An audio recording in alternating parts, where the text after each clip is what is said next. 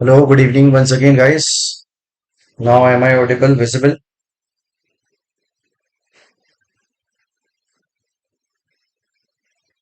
हाँ भी दोस्त, वापस से बता दो सभी लोगों को दिखाई दे रहा हूँ, सुनाई दे रहा हूँ।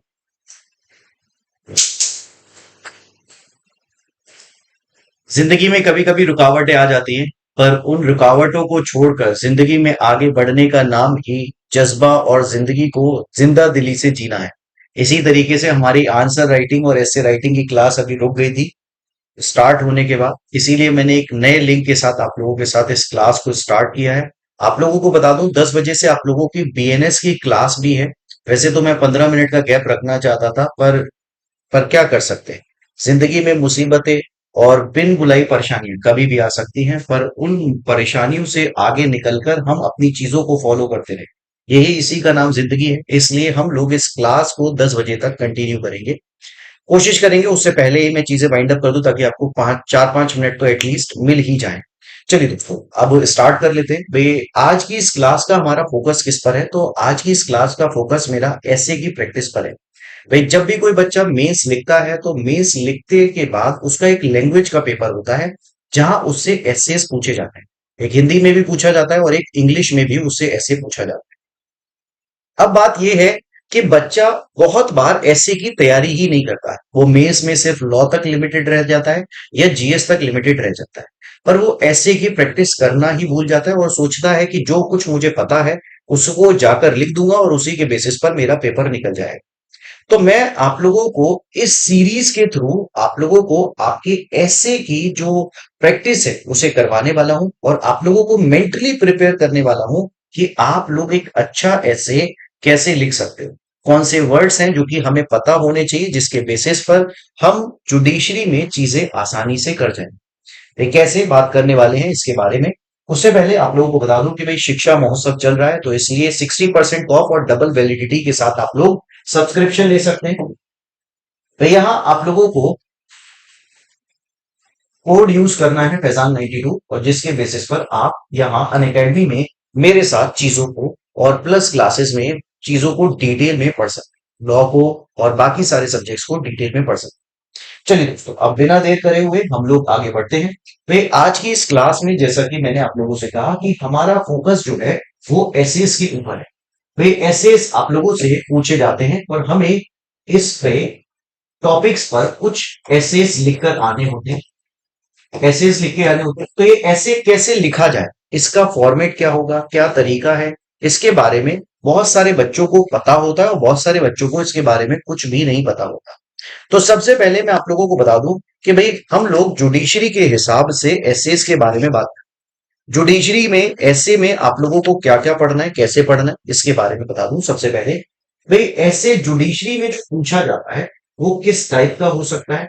तो वो टॉपिक जो है वो आप लोगों का हो सकता है लीगल एसे से रिलेटेड।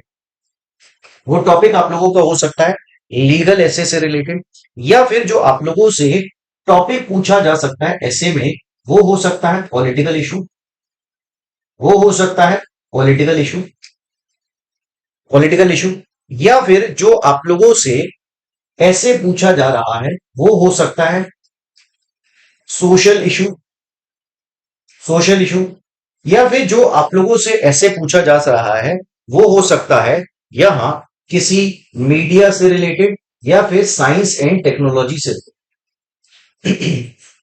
मीडिया या फिर साइंस एंड टेक्नोलॉजी से रिलेटेड आप लोगों का यहां ऐसे हो सकता है।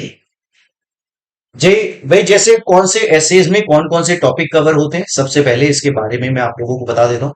भाई, अगर मैं आप लोगों से बात करूं तो पॉलिटिकल इश्यूज कौन कौन से हो सकते हैं। तो भाई, पॉलिटिकल इश्यूज में आप लोगों से जम्मू कश्मीर का आर्टिकल 370 पर टॉपिक पूछा जा सकता है।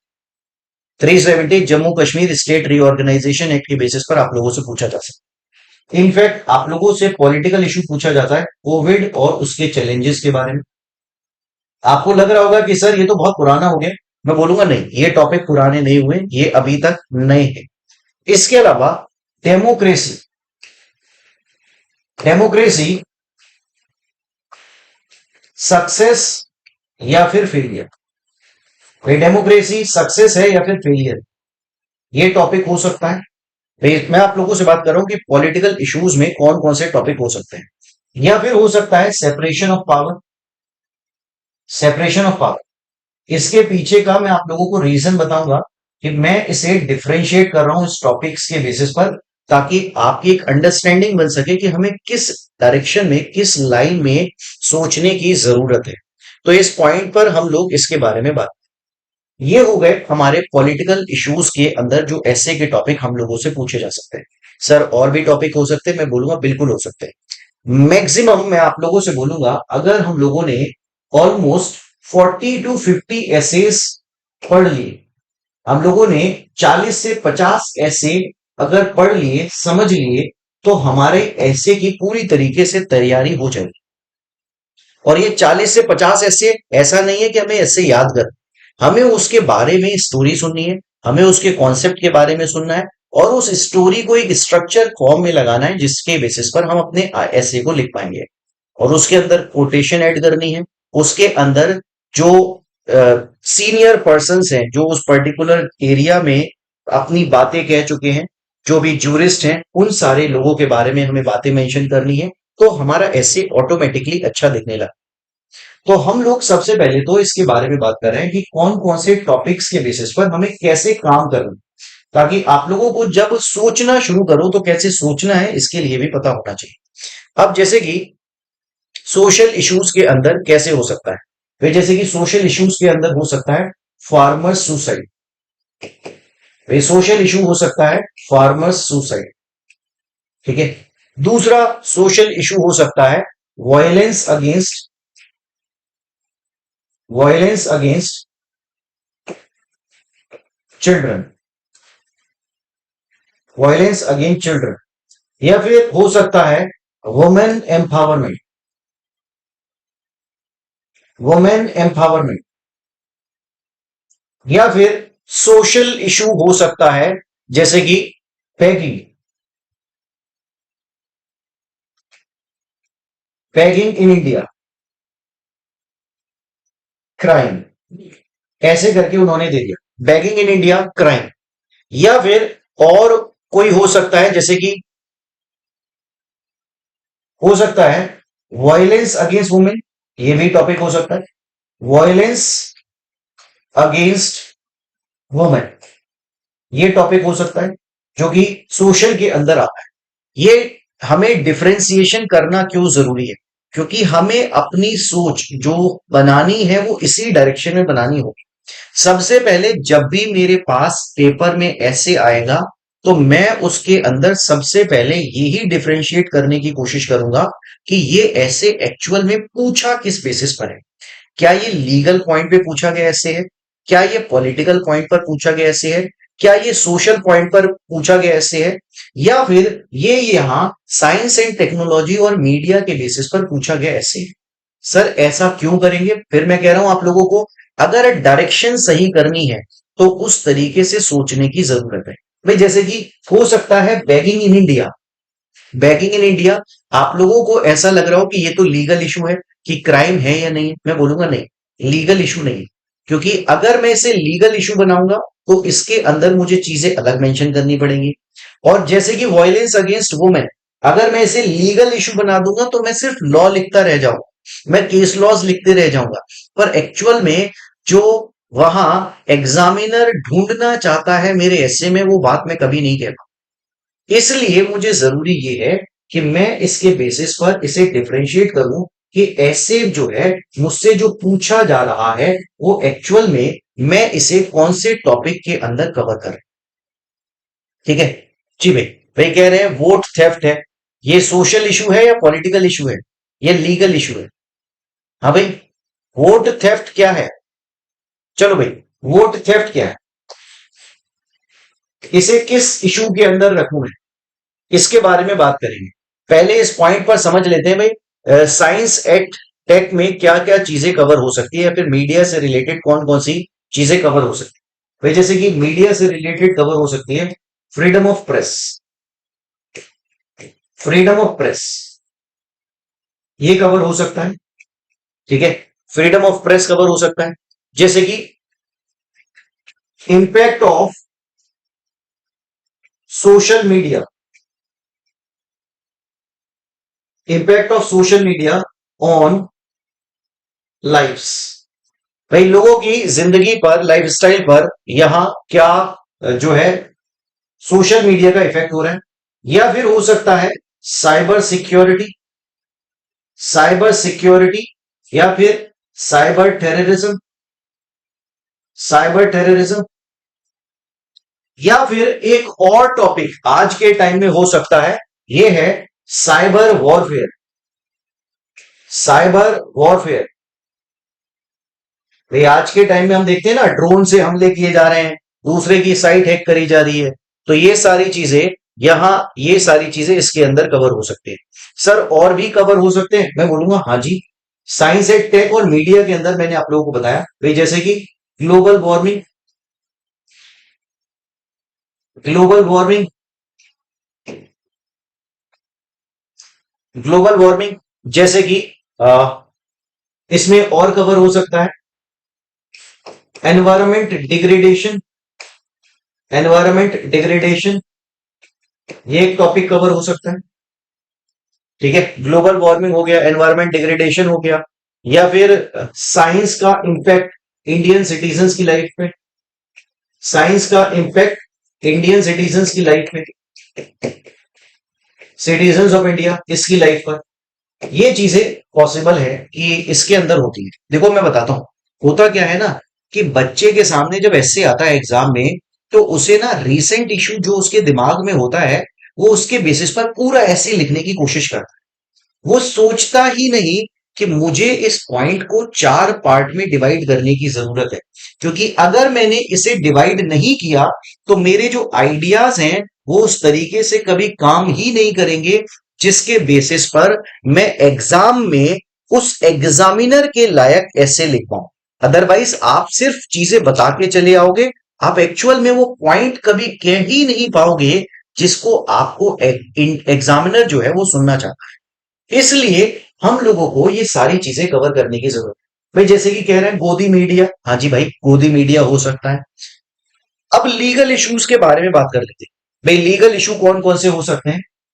तो लीगल इशू हो सकता है जुडिशरी से रिलेटेड, जुडिशरी से रिलेटेड हो सकता है, प्रिजन से रिलेटेड हो सकता है।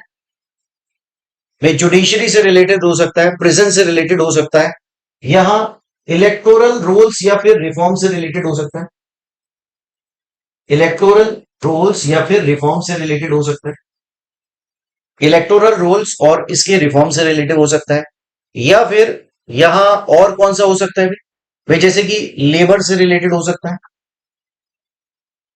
लेबर लॉस के बेसिस पर कोई ऐसे आप लोगों से पूछा जा सकता है। वैसे इसके अलावा यूनिफॉर्म सिविल कोड पूछा जा सकता है, यूनिफॉर्म सिविल कोड यूसीसी हो सकता है। सर और कौन सा हो सकता है?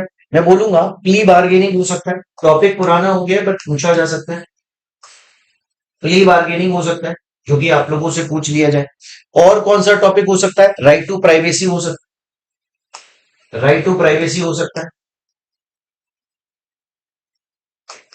राइट टू प्राइवेसी हो सकता है, लोक अदालत हो सकता है, लोक अदालत, लोक अदालत हो सकता है। तो इस तरीके से हमें यहां ये सारे टॉपिक्स डिसाइड करें। इसके पीछे का सर रीजन क्या है कि हम इन टॉपिक्स को इस बेसिस पर डिसाइड करें? मैं बोलूंगा जब तक मैं इन्हें इन टॉपिक्स के बेसिस पर डिसाइड नहीं करूंगा, तब तक मैं अपने आइडियाज को ये नहीं समझ पाऊंगा कि मुझे आइडिया लिखना कैसे है। भाई सबसे पहले मैं ये डिसाइड करूंगा कि ऐसे मेरा किस पर्टिकुलर टॉपिक के अंदर आ रहा है, और मैंने इस टॉपिक को अपने इस यहां सर्कल के अंदर रख लिया, मैंने इस सर्कल के अंदर लिख दिया। पहले तो मुझे डिसाइड करना है कि लीगल लिखने वालों जो भी ऐसे मेरे सामने ऑप्शन है उसमें से लीगल है, पॉलिटिकल है, सोशल है, मीडिया या साइंस एंड टेक्नोलॉजी को पर रिलेटेड है। फिर उसके बाद मुझे डिसाइड करना है कि इस पॉइंट पर जो चीज है यहां मैं ऐसे लिखने वाला हूं वो कौन सा लिखने वाला हूं। तो मैंने सबसे पहले सपोज करो यहां इशू उठाया मैंने फ्रीडम ऑफ प्रेस, मैंने इशू उठाया फ्रीडम ऑफ प्रेस। ठीक है, अब क्या होता है ना बच्चे के साथ, बच्चे के साथ इशू क्या है ध्यान से सुनना। हम लोगों ने लॉ पढ़ा है पूरी जिंदगी, हम लोगों ने पूरी जिंदगी लॉ पढ़ा है। तो जैसे ही फ्रीडम ऑफ प्रेस आता है, तो मेरे दिमाग में आर्टिकल 19 कॉन्स्टिट्यूशन का आता है, और मैं चाहता हूं कि सारी बातें मैं आर्टिकल 19 की लिख दूं और खत्म कर दूं। आर्टिकल 19 आता है और उससे के बाद लगता है कि सब कुछ रीजनेबल रेस्ट्रिक्शन आर्टिकल 19 क्लॉज 2 से लेकर 6 तक, और freedom of press, freedom of speech and expression का राइट है, मेन का गांधी केस लॉ, सारे केस लॉज में लिखता चला जाऊं और उसके बेसिस पर मेरा ऐसे कंप्लीट हो जाए। पर मैं बोलूंगा, एक्चुअल में आपने ऐसे सिर्फ लिखा है, पर वो आपका ऐसे सही नहीं है। क्यों सही नहीं है? क्योंकि आपने अपने ऐसे को लीगल टॉपिक के अंदर समझा, लीगल टॉपिक के अंदर समझा और उसे सही से एक्सप्रेस नहीं किया। तो जब हम लीगल ऐसे लिखते हैं, हमारा कंटेंट लिखने और सोचने का तरीका कुछ और होगा। जब हम पॉलिटिकल इश्यूज से रिलेटेड बात लिख रहे हैं, हमारा सोचने का तरीका कुछ और होगा। जब हम सोशल इश्यूज लिख रहे हैं, तो हम अपने आइडियाज किसी और तरीके से लिखें। जब हम मीडिया से रिलेटेड सोच रहे हैं या साइंस एंड टेक्नोलॉजी से रिलेटेड सोच रहे हैं, तो उस तरीके से हम उसके बारे में सोचेंगे। तो जैसी सोच हम रखेंगे, जिस टॉपिक के अंदर रखेंगे, उसी के अकॉर्डिंग अपने आइडियाज को अरेंज करें। कैसे करेंगे भाई? जैसे कि फ्रीडम ऑफ प्रेस से रिलेटेड आया, सबसे पहले तो आपके दिमाग में सारे आइडियाज इससे रिलेटेड, इस पॉइंट पर लॉ से रिलेटेड आ रहे हैं, सारे आइडियाज लॉ से रिलेटेड आ रहे हैं। मैं बोलूंगा ये काम हमें नहीं करना है। सर फिर क्या करना है? अगर फ्रीडम ऑफ प्रेस पर जो है अगर आर्टिकल आता है, भाई फ्रीडम ऑफ प्रेस जो है वो आप लोगों को यहाँ जो इशू मिल रहा है वो मीडिया से रिलेटेड मिल रहा है। तो आप जब भी अपनी एक स्टार्टिंग लाइन लिखोगे, तो सबसे पहले मीडिया के बारे में बताना शुरू करो। जिस पर्टिकुलर टॉपिक के बारे में हम उसे रखते हैं, तो अपना इंट्रोडक्शन जब भी हम स्टार्ट करते हैं, तो उस पर्टिकुलर टॉपिक के बेसिस पर स्टार्ट करते हैं, ताकि वो चीजें हमारे लिए आसान हो जाए। अगर हम लीगल पॉइंट ऑफ व्यू से चूज कर रहे हैं, तो लीगल वे में उस आंसर को स्टार्ट करते हैं। अगर हम उस पर्टिकुलर टॉपिक को मीडिया से, साइंस एंड टेक्नोलॉजी से स्टार्ट कर रहे हैं, तो उसके रेफरेंस में टॉपिक का जो स्टार्टिंग पॉइंट होगा ना, वो उस पर्टिकुलर सब्जेक्ट के रेफरेंस में लेते हुए चले। सर ऐसा क्यों करेंगे? क्योंकि जो पर्सन आपकी बात सुन रहा है, समझ रहा है, तो आप लॉ के पर्सन हो और अपनी बात उस तरीके से कहने की कोशिश करो, तो आपके आइडियाज ऑटोमेटिकली लॉ में मर्ज होने लगते हैं। तो हमें उस आइडियाज को सेपरेट करते हुए चीजों को लिखने की जरूरत है। इसलिए सबसे पहले हम इसके पॉइंट पर प्रेस क्या है, मीडिया क्या है, इसके बारे में थोड़ा सा स्टार्टिंग में बताएंगे। ये एरा मीडिया का है, किस तरीके से है, इसके बारे में बताएंगे। तो सारे आइडियाज पहले हम कलेक्ट करेंगे। सारे आइडियाज कलेक्ट करने के बाद अब मैं क्या करूंगा, इन आइडियाज को सिंक्रोनाइज वे में लिखना शुरू करूंगा। यानी कि बहुत सारी बातें ऐसी होंगी ना, जो पहले आई होंगी, फिर बाद में आई होंगी, फिर उसके बाद में आई होंगी। तो ऐसा नहीं होना चाहिए कि मेरे आइडियाज जो है ना वो बिखरे बिखरे से लगे। भाई क्या होता है ना, बच्चे के सामने ऐसे आया, अच्छा फ्रीडम ऑफ प्रेस पर, अच्छा फ्रीडम ऑफ प्रेस पर मैं 4 हेडिंग लिख दूंगा और इसके अंदर कंटेंट लिखूंगा। ऐसा नहीं करना। पहले अपने दिमाग के सारे आइडियाज इन्वाइट करने, अपने दिमाग के सारे आइडियाज इन्वाइट करने, उन्हें छोटे छोटे पॉइंटर्स के फॉर्म में इस गोले के अंदर लिखना है। उसके बाद आपको ये डिसाइड करना है कि इन आइडियाज को मैं नंबरिंग कौन सी करूं। मतलब स्टार्टिंग में जो मैं लिख रहा हूं तो क्या लिखूं, उसके बाद अगर मैं एंड में लिख रहा हूं तो मैं क्या लिखूं। तो इस तरीके से मुझे इसके बारे में एक एक करके अपने आइडियाज को अरेंज करना पड़ेगा। अगर मैं अपने आइडियाज को सही से अरेंज नहीं कर पाया, तो इसके लिए फिर मुझे फिर से नंबर मेरे कट जाएंगे। इसलिए मुझे इस पॉइंट पर किस चीज की जरूरत है कि मैं अपने आइडियाज को सही से अरेंज करना शुरू करूं। भाई जैसे कि फॉर एन एग्जांपल, मैं अगर ऐसे लिखने वाला हूं फ्रीडम ऑफ प्रेस पे, तो मेरी इंट्रोडक्टरी लाइन आर्टिकल 19 नहीं होनी चाहिए। आर्टिकल 19 नहीं होनी चाहिए। मेरी इंट्रोडक्टरी लाइन होनी चाहिए कि डेमोक्रेसी के अंदर फ्री और फियरलेस प्रेस की जरूरत है। भाई इंट्रोडक्टरी लाइन मेरी आर्टिकल 19 नहीं होनी चाहिए। Article 19 constitution freedom of press बताता है। फ्रीडम ऑफ प्रेस का क्या मतलब है? मैं कैसे स्टार्ट कर रहा हूं? मैं स्टार्ट कर रहा हूं इस पॉइंट पर कि जो डेमोक्रेसी है उसके अंदर फ्री और फियरलेस प्रेस की जरूरत है। उसके बाद मैं बताऊंगा कि कंप्लीट फ्रीडम जो है वो भी प्रेस को नहीं दी जाती, इसके ऊपर कुछ रेस्ट्रिक्शन इंपोज की जाती है। उसके बाद मैं इसके रेफरेंस में इसका एक हिस्टोरिकल बैकग्राउंड बताना शुरू करूंगा। इसीलिए मुझे इसे सोचने की जरूरत है कि मैं किस पर्टिकुलर चीज के बेसिस पर अपने ऐसे को लिख रहा हूं। भाई जैसे कि मैं हिस्टोरिकल बैकग्राउंड में लिखना शुरू करूंगा, 19 सेंचुरी में इंडिया में फ्रीडम ऑफ प्रेस के बारे में बात हुई थी। उसके बारे में मुझे हिस्ट्री के बारे में कितना पता है, उससे रिलेटेड जो लॉज है फ्रीडम ऑफ प्रेस से रिलेटेड, उनके बारे में मैं बात करना शुरू करूंगा। तो ऐसे करके मैं अपनी इस लॉ की, इस एसे की स्टार्ट करूंगा इंट्रोडक्शन। मेरा पर्पस कहीं से भी लॉ परोसना नहीं होगा, बल्कि अपनी बात को कहना। क्या सर इसके बेसिस पर, फ्रीडम ऑफ प्रेस के बेसिस पर आर्टिकल 19 भी कोट करना है? मैं बोलूंगा आर्टिकल 19 भी कोट करना है, मगर सारे लॉस को इंक्लूड करते हुए। जैसे कि सबसे पहले मैंने आपको बताया कि भाई डेमोक्रेसी में फ्रीडम ऑफ प्रेस की बहुत जरूरत है। फ्रीडम ऑफ प्रेस से डेमोक्रेसी एस्टेब्लिश होती है, ये फोर्थ पिलर होता है डेमोक्रेसी का। फिर उसके बाद मैंने हिस्टोरिकल बैकग्राउंड बताया कि भाई फ्रीडम ऑफ प्रेस पहले कहां थी, फिर उसके बाद कैसे हुई, हिस्टोरिकल बैकग्राउंड इसके रेफरेंस में। भाई जैसे कि वर्नाकुलर प्रेस एक्ट आया था, जो प्रेस के राइट्स को एबोलिश करने की कोशिश कर रहा था। ऐसी चीजों के बारे में मुझे मेंशन करने की जरूरत है। भाई जैसे कि मैंने सबसे पहले मेंशन कर दिया, बंगाल गैजेट के अंदर फर्स्ट न्यूज़पेपर था 1780 में। उसके बाद वेल्सेल जो थे, फिर उन्होंने फ्रीडम फ्रीडम ऑफ प्रेस के बारे में बात की थी 1798 में। उसके बाद 19 सेंचुरी में मूवमेंट चला फ्रीडम ऑफ प्रेस को लेकर, क्योंकि उस समय बहुत सारी रेगुलेशंस आ रही थी जो कि फ्रीडम ऑफ प्रेस का वायलेशन कर रही थी।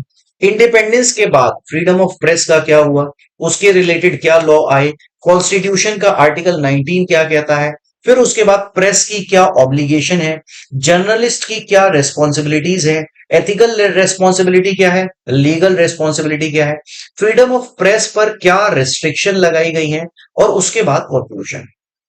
इस तरीके से मैं अपने ऐसे को अरेंज करूं। पहले मैंने क्या किया, पहले मैंने अपने सारे आइडियाज इनवाइट किए। सारे आइडियाज इनवाइट करने के बाद मैंने उसे सिंक्रोनाइज वे में लिखा। मगर सबसे पहले मैंने बताया कि हमें अगर डिसाइड करना है कि मैं कौन से टॉपिक को लिखने वाला हूं, हमारे लिए सबसे आसान लिखना लीगल ऐसे होता है, क्योंकि उस पॉइंट पर हम लॉ को मन खोल के लिख सकते हैं। पर हमारी गलती ये होती है कि हम लोग यहां सोच ही नहीं पाते कि ये लीगल ऐसे नहीं, बल्कि यहां जो है ये सोशल इशू के अंदर है, पॉलिटिकल इशू के अंदर है। ये हमारे साथ इशू है।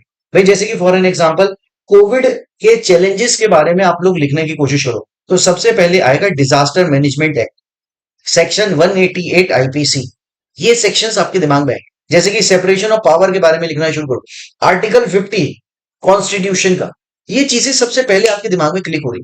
हमें इन्हें रोकना है, हमें डिसाइड करना है कि कौन से ऐसे के बारे में हम बात करने वाले हैं, और उसके रेफरेंस में हमें उन चीजों को समझने की जरूरत है। भाई समझ आ रहा है मैं क्या कह रहा हूं आप लोगों से, किस तरीके से हमें इसे अरेंज करना है? फिर से कह रहा हूं, जैसे कि मैंने फ्रीडम ऑफ प्रेस के बारे में आप लोगों से बात करी कि भाई मैं फ्रीडम ऑफ प्रेस के बारे में बता रहा हूं, तो मैं सबसे पहले क्या स्टार्ट करूंगा, मैंने इंट्रोडक्शन स्टार्ट किया। वैसे मैं इरेज कर रहा हूं, मैं आप लोगों को बता रहा हूं कि भाई मैंने फ्रीडम ऑफ प्रेस का इशू स्टार्ट किया। Freedom of press, freedom of press में मैंने सबसे पहले इंट्रोडक्टरी लाइन, भाई इंट्रोडक्टरी लाइन जो है मुझे ऐसी लिखनी है जो कि किसी पढ़ने वाले का ना इंटरेस्ट जो है वो डेवलप हो। भाई आपका इंटरेस्ट लॉ से डेवलप होता है, हर पर्सन का इंटरेस्ट लॉ से डेवलप नहीं होता। तो इसलिए जरूरी नहीं है जो पर्सन आपकी लैंग्वेज के पेपर की कॉपी चेक कर रहा है वो लॉ का टीचर है। तो इसलिए आर्टिकल 19 उसके आगे मत परोस, है ना, आर्टिकल 19 उसके सामने मत परोसना थोड़ा। उसके बारे में उसे जनरल एक चीज बताओ, जैसे कि डेमोक्रेसी का एक इंपॉर्टेंट इंग्रेडिएंट है प्रेस, फियरलेस प्रेस। ये एक स्टेटमेंट हो सकता है। उसके बाद आपने इसके बारे में एक इंट्रोडक्टरी लाइन लिखी, सर और क्या आ सकता है इसके बारे में? भाई यहां फ्रीडम ऑफ प्रेस के अंदर फ्रीडम ऑफ कम्युनिकेशन आता है, जो कि यहां सेंसरिंग के थ्रू गवर्न किया जाता है। आप ऐसे करके मेंशन कर सकते हैं। फिर उसके बाद आपने इस पॉइंट पर इसका हिस्टोरिकल बैकग्राउंड बता दिए, आपने इसका हिस्टोरिकल बैकग्राउंड बता दिया कि भाई फ्रीडम ऑफ प्रेस के बारे में कब कहां से बात हुई थी। अब डिपेंड करता है भाई आपको कितनी नॉलेज है, कैसे होगी इसके बारे में। जैसे जैसे हम ऐसे राइटिंग क्लास करते चले जाएंगे, उस पर्टिकुलर आइडिया के बारे में ना इतना डिटेल डिस्कशन करेंगे कि आपके दिमाग में अगर उसमें से 20% भी रह गया तो ऐसे बहुत शानदार होने वाला है। और इसी तरीके से हम दो चार कोटेशन याद करते हुए चलेंगे, ताकि आप इधर उधर उन्हें चिपका सको। और इसके साथ साथ जो जर्नलिस्ट हैं, जो बड़े बड़े जर्नलिस्ट हैं जिन्होंने फ्रीडम ऑफ प्रेस के बारे में बात करी है, उनके बारे में नाम याद करते हुए चले। इससे एक तो कहने में आपकी बात को दम आता है और पढ़ने वाले को भी इसमें मजा आता है। तो इस तरीके से मैं इसके रेफरेंस में यहाँ हिस्टोरिकल बैकग्राउंड लिखूंगा। उसके बाद मैं इसके रेफरेंस में अभी एग्जांपल दे रहा हूं, आपको समझा नहीं रहा हूं कि एग्जैक्टली क्या लिखा जाएगा, बस एग्जांपल दे रहा हूं कि मन में क्या विचार आ सकता है। भाई जैसे कि ऑब्लिगेशन आ सकता है, ऑब्लिगेशन ऑफ प्रेस, ठीक है। उसके बाद रोल्स एंड रेस्पॉन्सिबिलिटीज आ सकता है, रोल्स एंड रेस्पॉन्सिबिलिटीज। अब रोल्स एंड रेस्पॉन्सिबिलिटीज में भी मैं फर्दर इसे डिवाइड कर सकता हूं, लीगल रेस्पॉन्सिबिलिटी, लीगल रेस्पॉन्सिबिलिटी और एथिकल रेस्पॉन्सिबिलिटी, एथिकल रिस्पॉन्सिबिलिटी। जैसे कि भाई टीआरपी के चक्कर, सॉरी, टीआरपी के चक्कर में ऐसा मत करो कि भाई साहब ऑपरेशन सिंदूर में अब हमने लाहौर ले लिया, पता चला बाद में लाहौर तो उन्हीं के पास था। ऐसा मत करो, लोगों के सेंटिमेंट अफेक्ट होते हैं। उसके बाद हमने कह रहे हैं कि भाई साहब 2000 के नोट में चिप लगी है, लोग ढूंढ रहे हैं कि चिप मिल जाए, एक बार चिप बेच लूंगा मैं। तो ऐसी चीजें मत करो टीआरपी के चक्कर में। तो इस तरीके से रोल्स और रेस्पॉन्सिबिलिटीज है वो हमें मेंशन करनी है। उसके बाद freedom of press, freedom of press after independence, after independence freedom of press क्या होगी इसके बारे में मेंशन कर दिया। फिर उसके बाद रेस्ट्रिक्शंस क्या हो सकती है, रेस्ट्रिक्शंस क्या हो सकती है फ्रीडम ऑफ प्रेस पर। उसके बाद लास्ट में मैंने इस पॉइंट पर कंक्लूजन लिखी, इस पॉइंट पर मैंने कंक्लूजन लिखी। इस तरीके से मैं अपने दिमाग में एक आइडिया बनाता हुआ चलूंगा ताकि जिस तरीके से मैं अब पॉइंट पर आ सकूं। पहले मैंने इंट्रोडक्शन दिया, फिर उसका हिस्टोरिकल बैकग्राउंड दिया, फिर प्रेस की ऑब्लिगेशन के बारे में, रूल्स रेस्पॉन्सिबिलिटीज के बारे में, इंडिपेंडेंस के बाद क्या चल रहा है उसके बारे में, या फिर रेस्ट्रिक्शन के बारे में, और उसके बाद कंक्लूजन के बारे में बात। तो इस तरीके से हमें अपने एसेस को लिखना है, डिसाइड करना है कि भाई कौन सा एसे हम किस पॉइंट पर लिख रहे हैं। लीगल एसे लिख रहे हैं तो लॉ बहुत सारा कोट कर लो, कोई बात नहीं। पता चला एसे लिख रहे थे साइंस एंड टेक का, लॉ लिखे जा रहे हैं क्योंकि हमें पता ही लॉ था इसीलिए लॉ लिख रहे हैं। तो ऐसी गलती हमें नहीं कर। इसके साथ साथ हम लोगों को इसमें एक और काम हम लोग करते हुए चलेंगे। जैसे जैसे हम ऐसे पढ़ेंगे ना, हम लोग इसके रेफरेंस से एक काम और करते हुए चलेंगे जिससे हमारा लैंग्वेज का पेपर भी थोड़ा इजी हो जाए। वो हम क्या करते हुए चलेंगे, भाई जो कुछ लॉ के वर्ड्स हैं उसे हिंदी में भी जानते हुए चलेंगे, है ना। भाई जैसे कि सेकुलरिज्म है, सांप्रदायिक, जैसे कि सिस्टम है, सिस्टम है प्रणाली, ठीक है, एडमिनिस्ट्रेशन है प्रशासन है।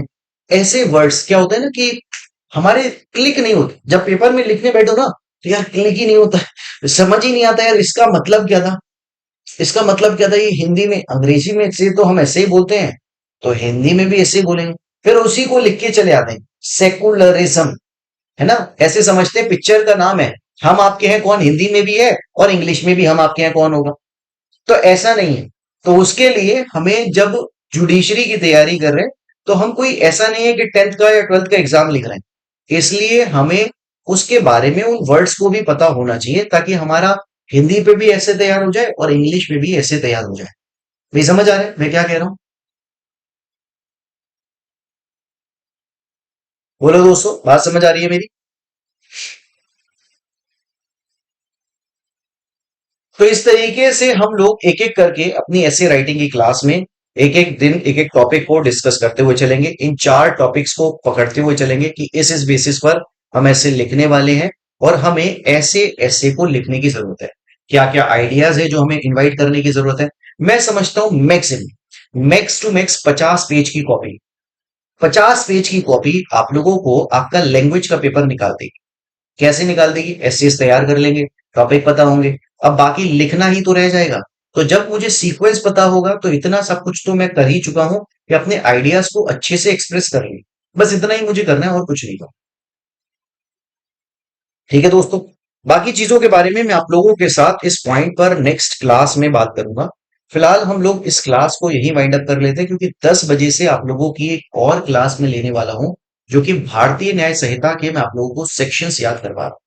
तो फिलहाल हम लोग इस क्लास को यही वाइंड अप कर लेते हैं।